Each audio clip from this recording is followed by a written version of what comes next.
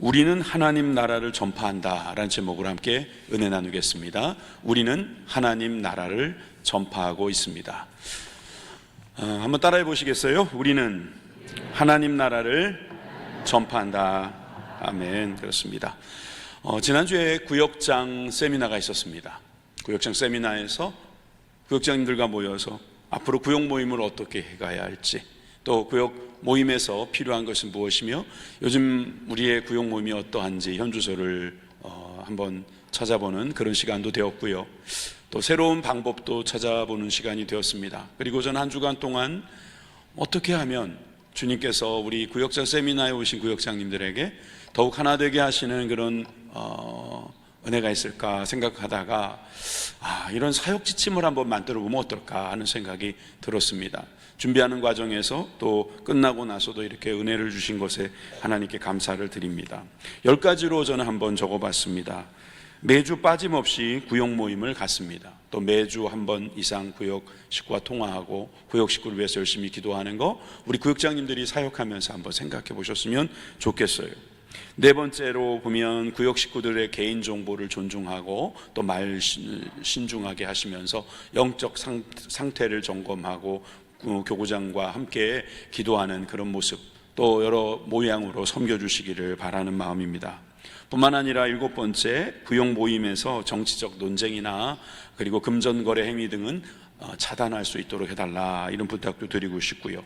또 9번째는 성령 충만함을 입어서 늘 기도의 말씀에 무장되는 그런 은혜가 있기를 바라고요. 또 목회자의 영적 지도력에도 함께 힘을 모아주시기를 그렇게 바라는 이 10가지, 여러분 안 적으실 줄 알았습니다. 구역장님들 대부분이신 것 같은데 그래서 준비했습니다. 카톡으로 보내드릴게요.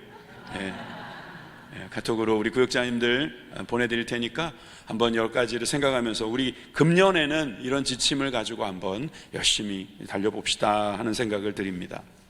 구역장 하나를 하기 위해서도 이런 지침이 필요하듯이 여러분, 우리가 그리스도인으로서 지침이 필요합니다.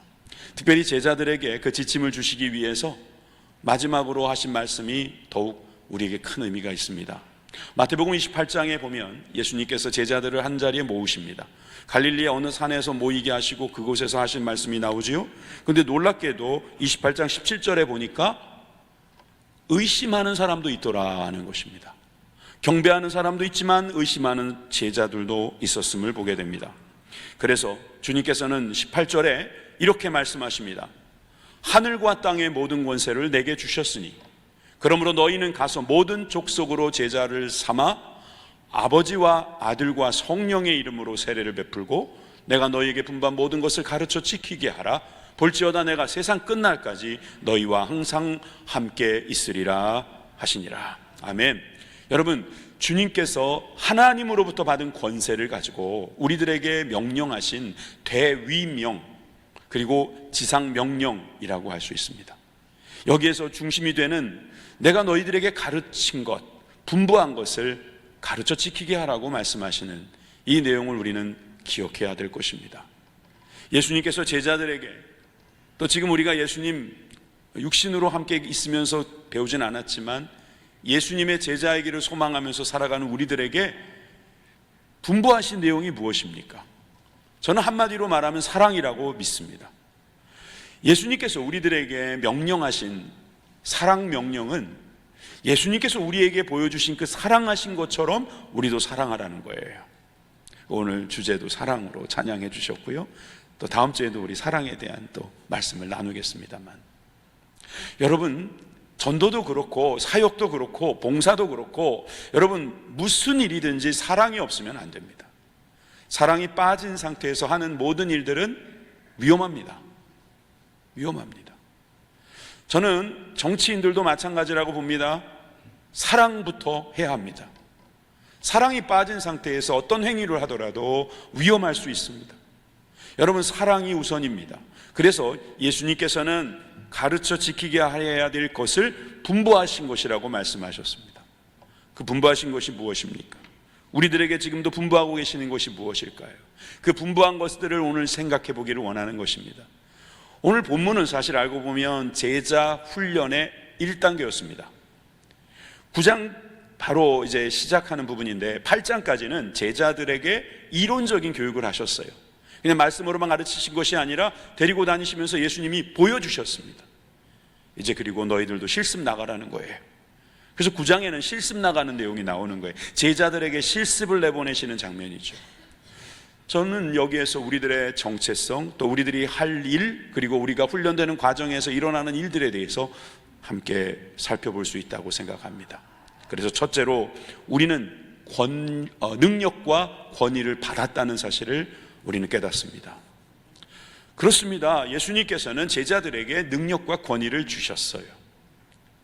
생각해 보세요. 능력과 권위를 길러주신 것인데 오늘 본문에서는 사실은 주셨다라는 표현을 쓰고 있습니다.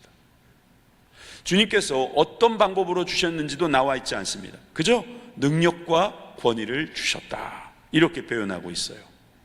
그 대상이 누구입니까? 바로 제자들입니다. 제자를 예수님께서 부르시는 장면이 누가복음 6장 13절에 나와 있는데 한번 볼까요? 밝음에 그 제자들을 부르사 그 중에서 12를 택하여 사도라 칭하셨으니, 밤새 기도하시면서 철야 기도하신 예수님께서 제자들을 부르셨고 그들을 사도라고 부르셨다고 했어요. 제자는 마데테스라고 하는 학생을 뜻합니다. 배우는 사람들입니다. 러너란 뜻이죠. 달리는 러너가 아니고 배우는 러너, 푸피어, 배우는 학생. 그러니까 스승 앞에서 스승의 지식과 능력을 공급받는 그런 학생이라고 할 수 있습니다. 그런데 사도라고 하는 말이 나오네요. 아포스톨로스라는 말은 보낸 사람입니다. 그래서 메신저라고도 하고 사절이라고도 하고 위임자라고도 말하는 거예요.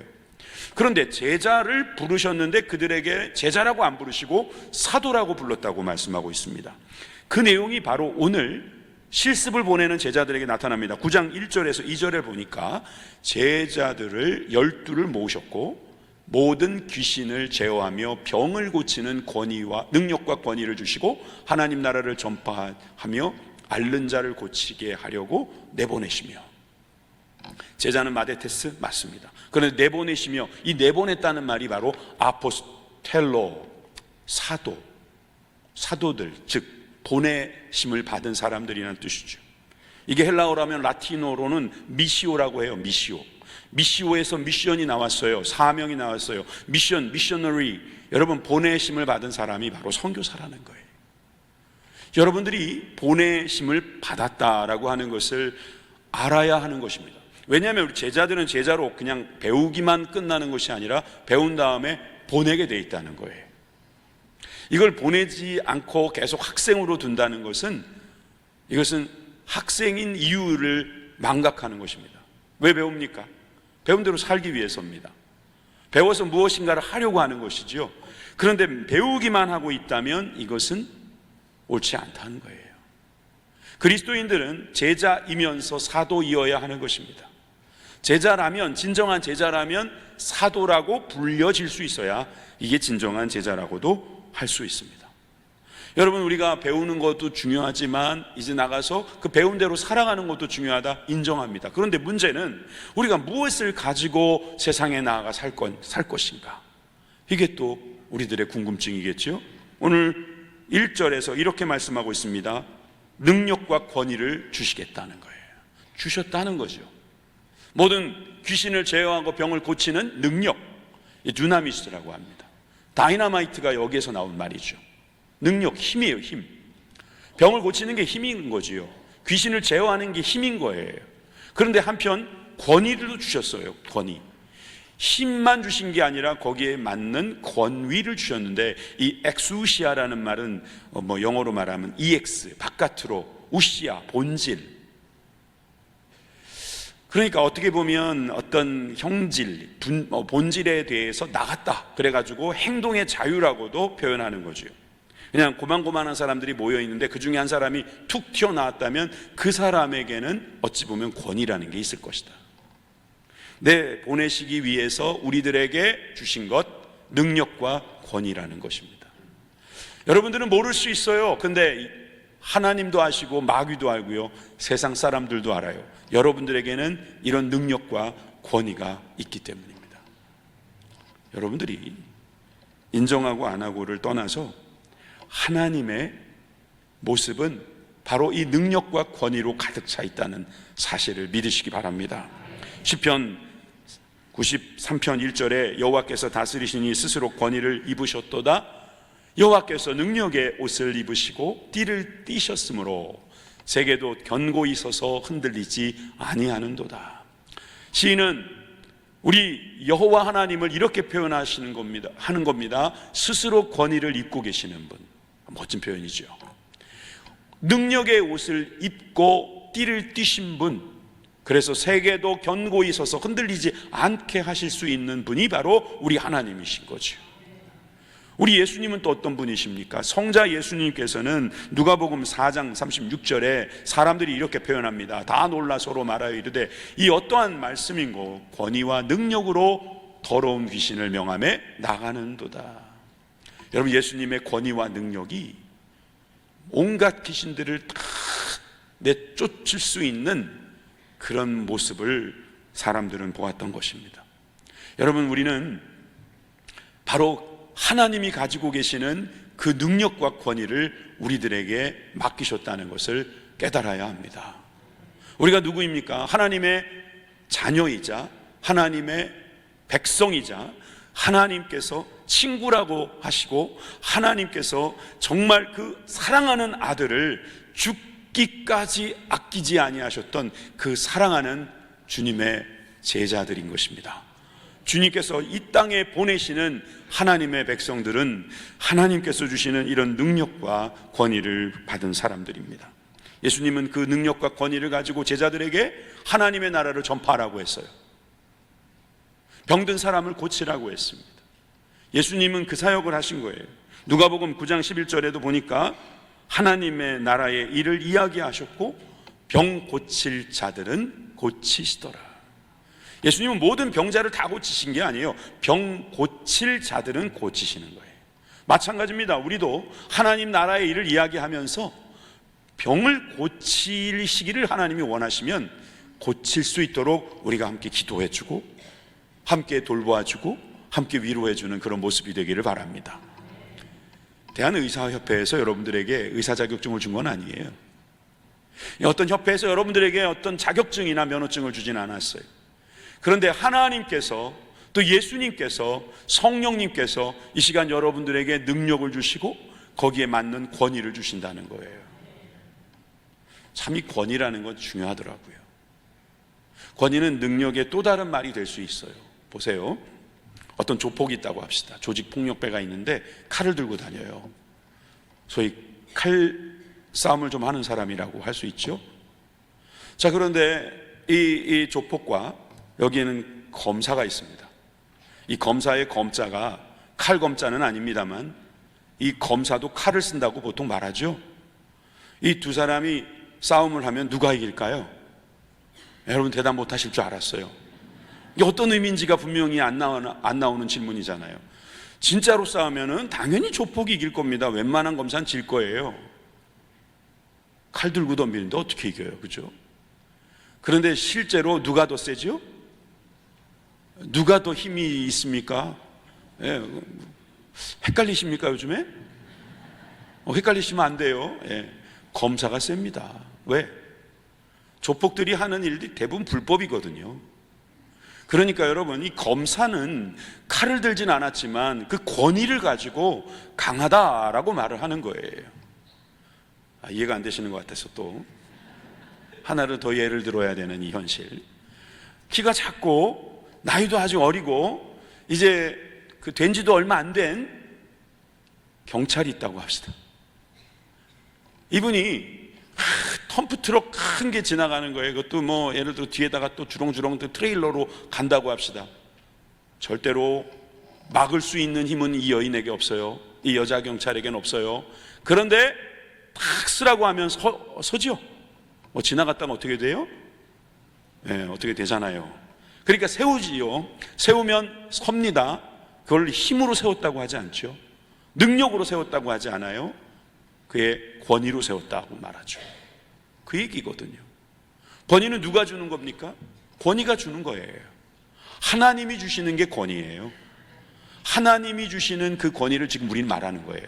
나라에서 경찰에게, 검사에게 권위를 주듯이 하나님께서 우리에게 그런 권위를 주신다는 사실을 믿으시면 아멘 합시다. 자, 어떻게 주는가? 여러분, 요한복음 1장 12절에도 나와 있잖아요. 영접하는 자, 꼭 그 이름을 믿는 자들에게는, 주님을 믿는 자에게는 하나님의 자녀가 되는 엑수시아, 권세, 권위를 주셨다고 하시는 거예요. 세상이 우리를 볼 때 우리는 하나님의 자녀란 말이에요. 교회 다니는 사람, 예수 믿는 사람, 믿는 사람, 기도하는 사람, 예수쟁이, 그러면서 그들은 인정합니다. 우리들이 가지고 있는 이 권위라는 게 있는 겁니다. 그래서 이 권위가 무너지는 것을 그들도 원치 않습니다. 무너지는 날에는 세상 끝났다고 말할지도 모릅니다. 우리는 그냥 살아갔는지 모르지만 사람들은 우리들을 보면서 우리가 제대로 살기를 원하고 있지요. 이것이 바로 우리들에게 주어진 권위, 거기서부터 시작된다는 사실을 우리는 꼭 기억해야 합니다. 내가 아무리 해도 괜찮겠지. 아니요, 여러분들이 있는 그곳에서 하나님이 보입니다. 하나님 그거밖에 안 돼? 하나님이 그렇게 대단해? 여러분, 무엇을 여러분들이 원하시는지는 말할 필요가 없습니다. 우리는 하나님으로부터 능력과 권위를 받았습니다. 두 번째, 우리는 무엇보다도 하나님을 의지하고 있습니다. 우리는 이 세상에 살아가면서 여러 가지를 가져야만 힘이 있다고 생각하는지도 모릅니다. 좋아하는 말씀 중에 빌립보서 4장 13절 있죠.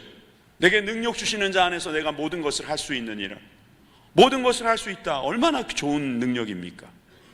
모든 것 다 할 수 있으려면 능력 주시는 자가 있어야 된다고 했어요. 다시 한번 보여주세요. 여러분이 능력 주시는 자 안에서 내가 모든 것을 할 수 있는데, 그런데 그 앞에 어떤 조건이 있어요. 전제가 있다고요.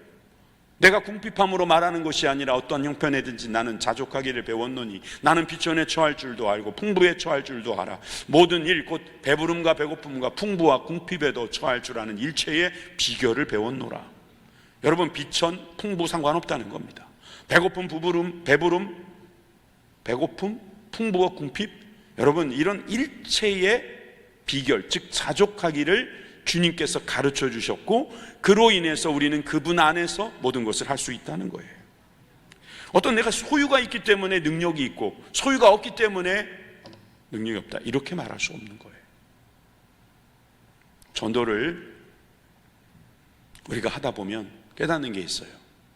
전도는 진짜 이 능력 전도라고 하는 것은 이게 그냥 무조건 잘 돼야만 되는 게 아니구나. 여기까지 가야 돼요. 무슨 이야기냐면은, 어떤 사람은 그래요. 내가 부자가 돼야지만 전도가 잘 될 거라고 생각해. 명절이 돼서 친척을 만날 때 여러분들이 이렇게 말할 수 있어요.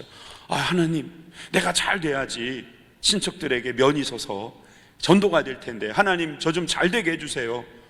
좋은 기도예요. 계속 그렇게 하십시오. 전 그 기도 나쁘지 않다고 봐요.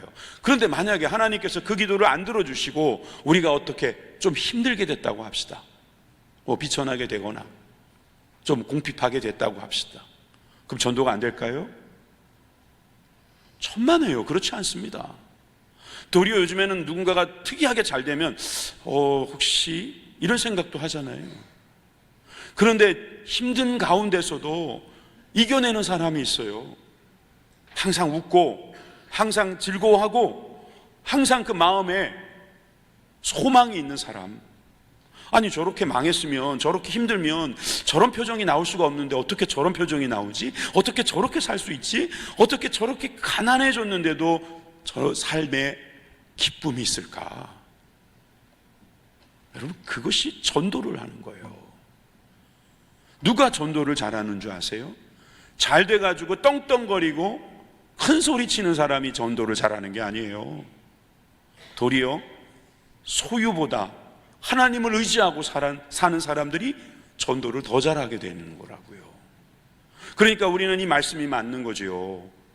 잘 돼도 못 돼도, 내 뜻대로 돼도 내 뜻대로 안 돼도.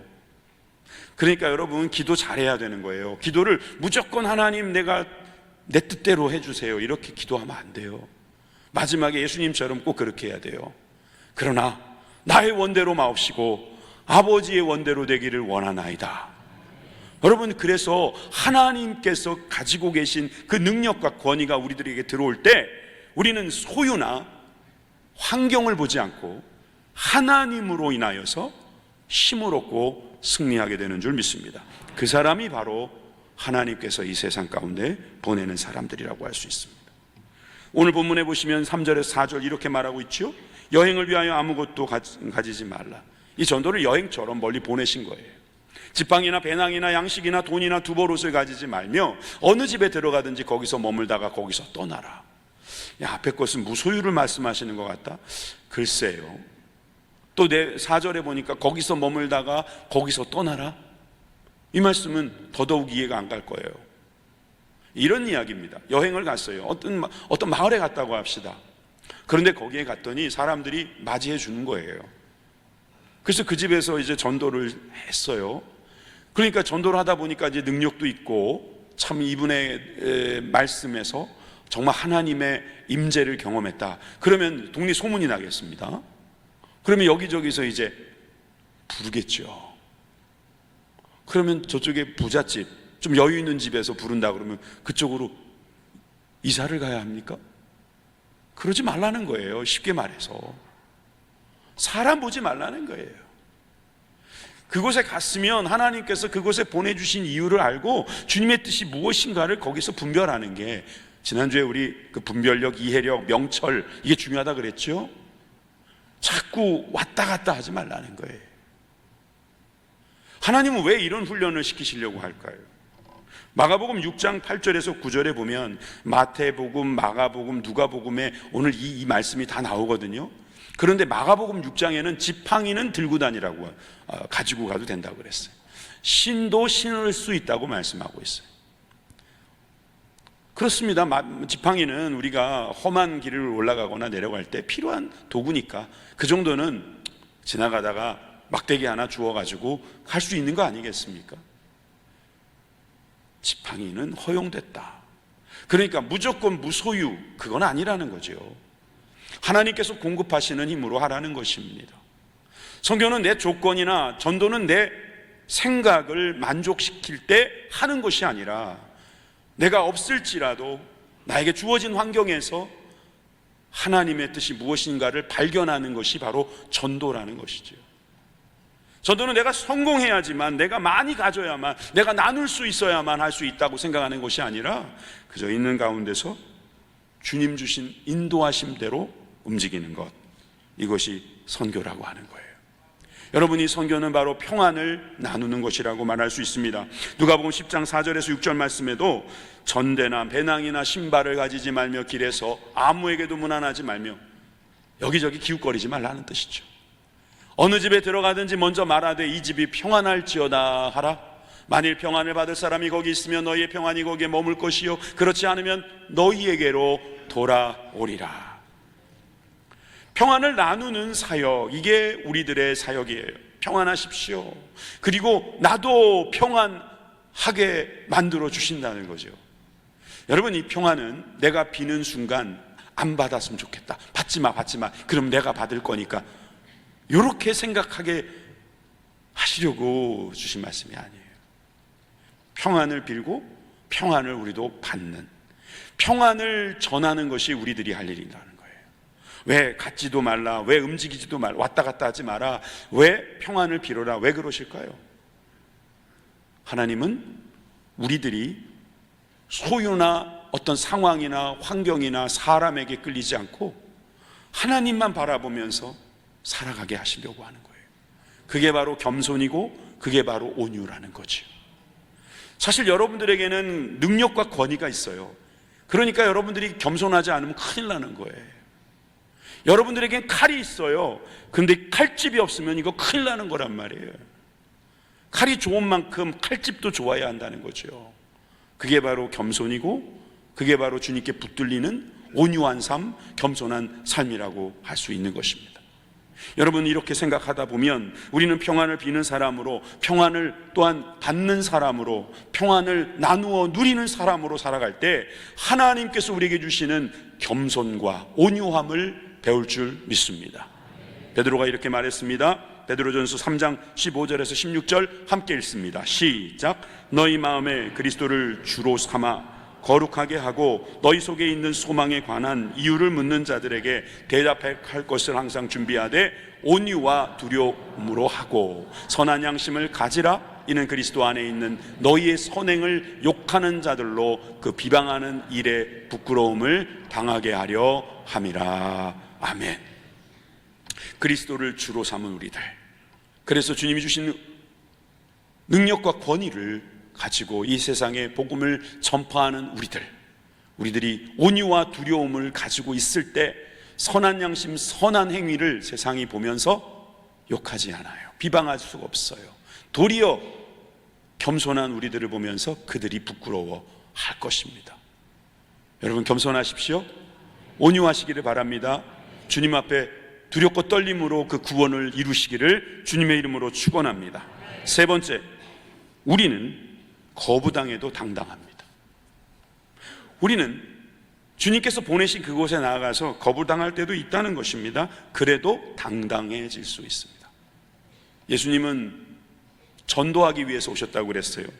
제자들에게 마가복음 1장 38절에 이렇게 말씀하셨더군요. 가자, 마을들로 가자.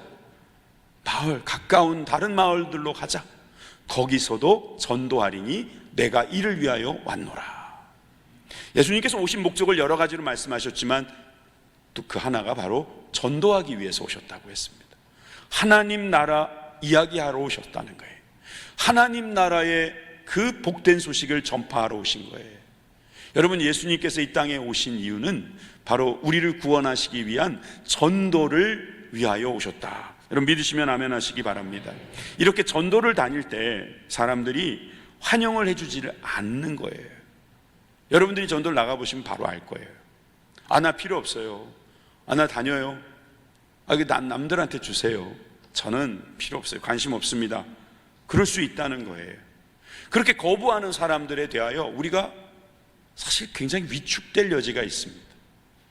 난 전도를 위해서 왔다고 하는 예수님의 제자인데, 예수님이 또 나를 학생으로만 두지 아니하시고 사도로서 사절단으로 대사로 우리를 이 세상에 보내시고 우리를 이 세상 가운데 살게 하셨는데 이거 어떻게 하면 잘할 수 있을까? 그런 의욕은 앞서는데 사람들에게 거절을 당하면 그 다음부터는 하기 싫어지는 거예요. 그럴 때 어떻게 해야 될까요? 사실 그건 쉬운 일은 아닙니다만 분명히 주님은 우리들에게 그 방법까지 알려주셨습니다. 누가복음 9장 5절에서 6절입니다. 누구든지 너희를 영접하지 아니하거든 그 성에서 떠날 때에 너희 발에서 먼지를 떨어버려 그들에게 증거를 삼으라. 제자들이 나가 각 마을에 두루 다니며 곳곳에 복음을 전하며 병을 고치더라. 여러분, 여기에 보니까 영접하지 아니하거든, 우리를 영접하지 않는 것에 대해서 주님은 어떻게 말씀하시냐면 나를 영접하지 않은 것이다. 그러니까 떠날 때 먼지를 떨어버려서 증거를 삼으라는 거죠. 이 증거는 사실상 그도 알고 나도 아는, 어찌 보면 누구에게나 인정되는 행위라고 할 수 있어요. 사실 우리가 이 복음을 전할 때, 은혜의 복음을 전하면서도 어떨 때는 굉장히 사정하고 우리가 위축되고 어려울 때가 있어요. 그래서 소위 값싼 복음, 싸구려 복음을 만들 때가 있지 않나 하는 생각이 들어요.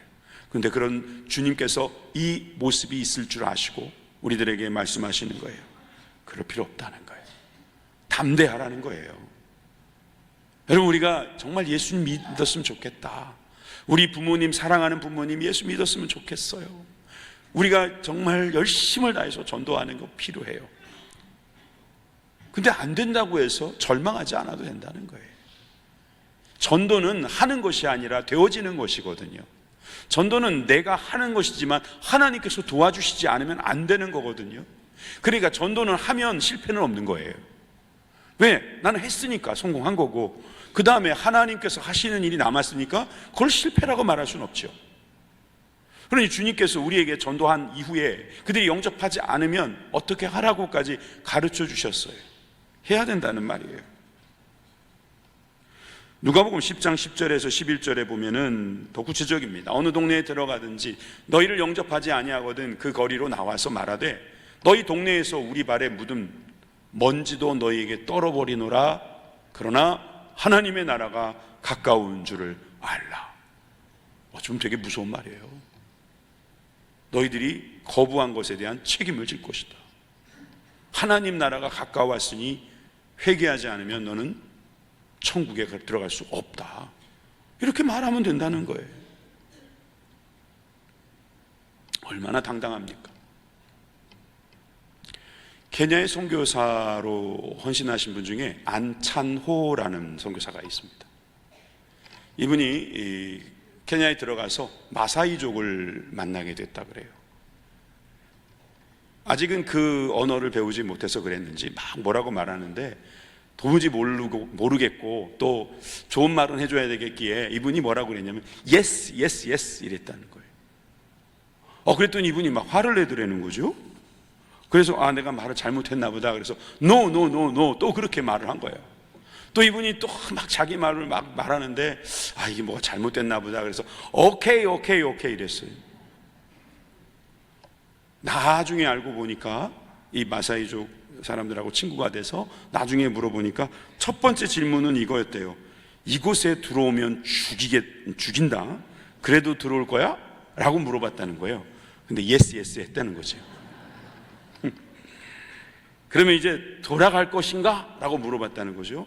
그랬더니 no, no, no. 이거 큰일 난 거예요. 그죠? 안 돌아가겠다고 하는 사람에게 이 마사이족은 뭐라고 그러냐면 그럼 우리랑 같이 살 텐가? 그랬더니 오케이, 오케이 했더니 그래서 그들이 환영해 줬대요. 그래서 같이 살게 됐대요. 근데 어느 날 추장이 이제 왔는데 추장이 침을 택 뱉더래요. 기분이 나쁘더래요. 그래도 자기도 뱉었대요.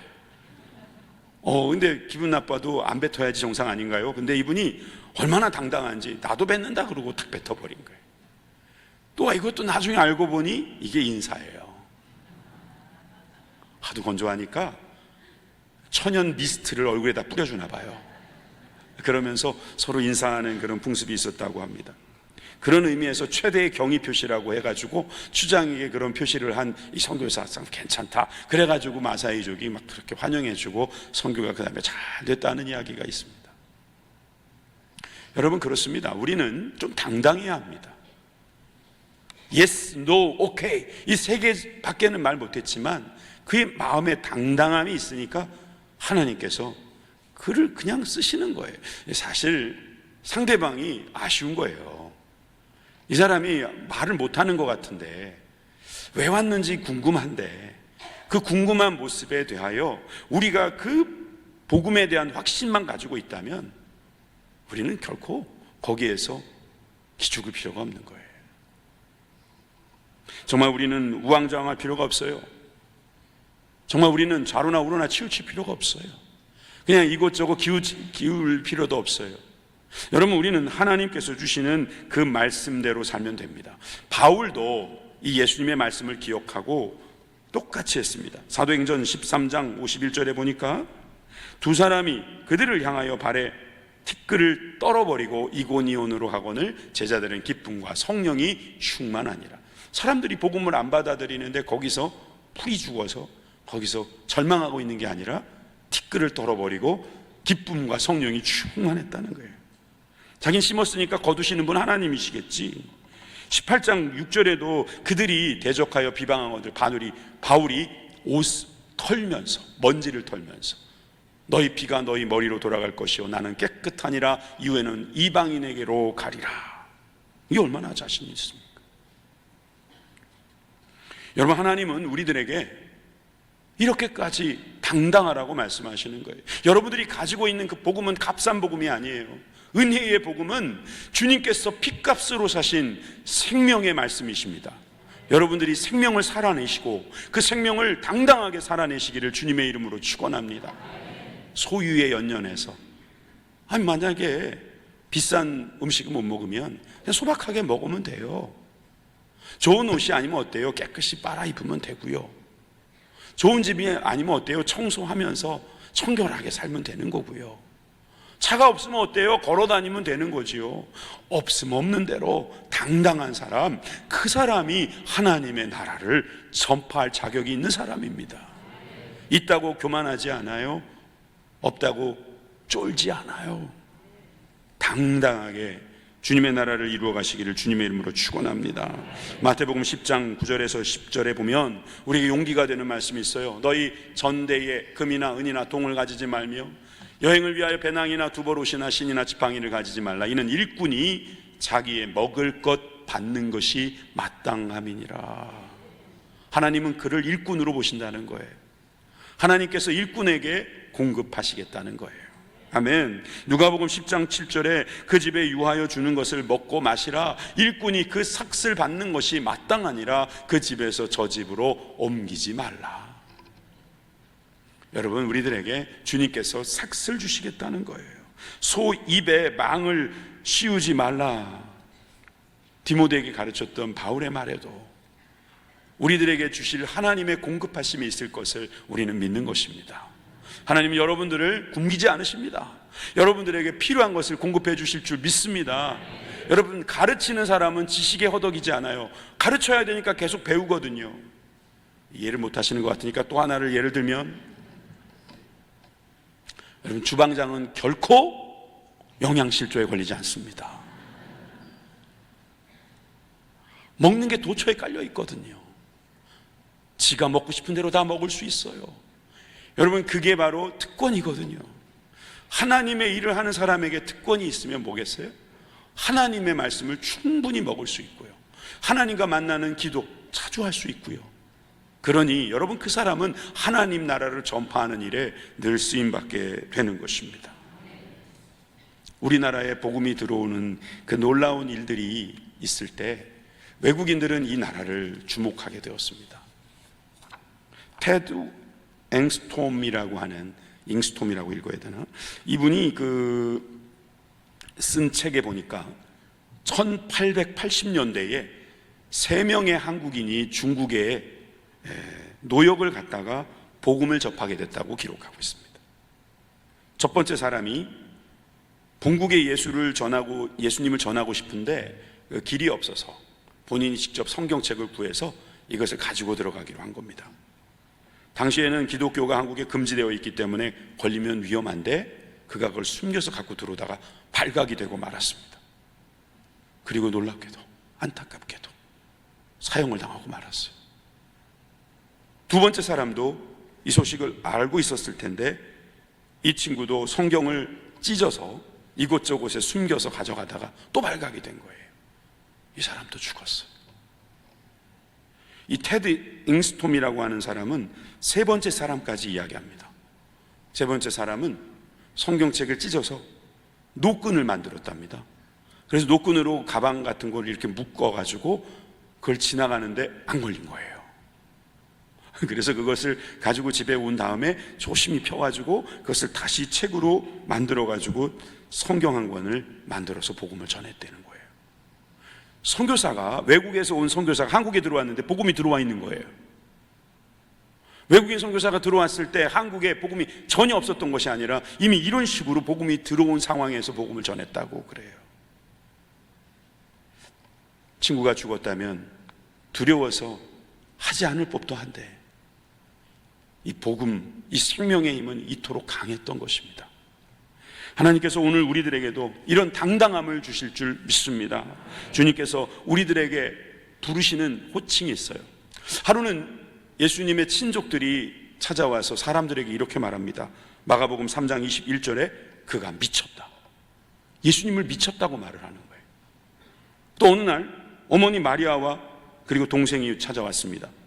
그랬을 때 33절에 35절에 뭐라고 말씀하십니까? 누가 내 어머니며 동생들이냐? 둘러앉은 자들을 보시면서 이르시되 내 어머니와 내 동생들을 보라. 누구든지 하나님의 뜻대로 행하는 자가 내 형제요 내 자매요 어머니이니라. 여러분, 내일 명절이고 이제 내일부터 명절 이제 휴가인데 여러분, 가족들을 보고 누가 내 어머니며 내 동생들이냐 이렇게 말씀하시면 안 됩니다. 이건 그런 뜻이 아니에요. 예수님께서 지금 하나님 나라를 이 타이밍에서 설명하시는 거예요. 마리아 어머니를 제자에게 맡겼던 그 효자 예수님께서 저렇게 말씀을 하실 때는 우리들이 하나님 나라에서는 모두가 한 가족이라는 것을 말씀해 주시는 것이죠. 당당하시기 바랍니다. 여러분들의 아버지, 여러분들의 형, 여러분들의 친구, 여러분들의 주인이 바로 하나님이시라는 것을 여러분 깨닫고 순종하는 우리 모두가 되길 바랍니다. 그래서 고린도전서 10장 31절의 말씀이 우리들의 구호가 될 수 있는 겁니다. 먹든지 마시든지 무엇을 하든지 다 하나님의 영광을 위하여 하라. 명절 때 뭘 해야 되고 뭘 하지 말아야 되고, 저 그거 말씀 안 드려도 될 것 같아요. 이게 하나님의 영광이 된다면 하세요. 이게 하나님의 영광이 안 된다고 하면 여러분 하나님의 영광을 위해서 좀 참으십시오.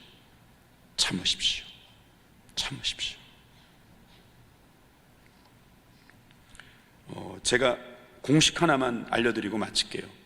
하나님 나라를 전파하는 사람들이 이 공식을 좀 믿고 살았으면 좋겠어요. 굿, 좋다는 말이죠. 여기에다가 갓을 빼면, 즉 아무리 좋은 것도 하나님이 없으면 뭐가 돼요? 0이 되잖아요. 이해되세요? 예. 동그라미 하나가 빠졌으니까 그런 뜻이에요. 이상하지요? 저도 이상할 줄 알았어요. 그런데 이게 그래 저렇게도 할 수 있겠네. 그러면 아무것도 없어요. 그런데 여기에 하나님만 있으면 뭐가 돼요? 굿이 되잖아요. 하나님 있고 없고의 차이예요. 하나님이 있으시면 아무리 없어도 좋은 거예요. 근데 하나님이 안 계시면 아무리 좋은 것도 좋은 게 아닌 거예요. 이 마음이 바로 우리들의 마음이 되어야 될 것입니다. 사람들은 우리를 보면서 하나님 나라를 보게 될 거예요. 여러분들은 전파했다 안 했다 그런 말 하지 않을 거예요. 그런데 여러분들의 모습을 보고 하나님 나라를 보는 것입니다. 여러분들이 좋으면 하나님 나라 좋구나.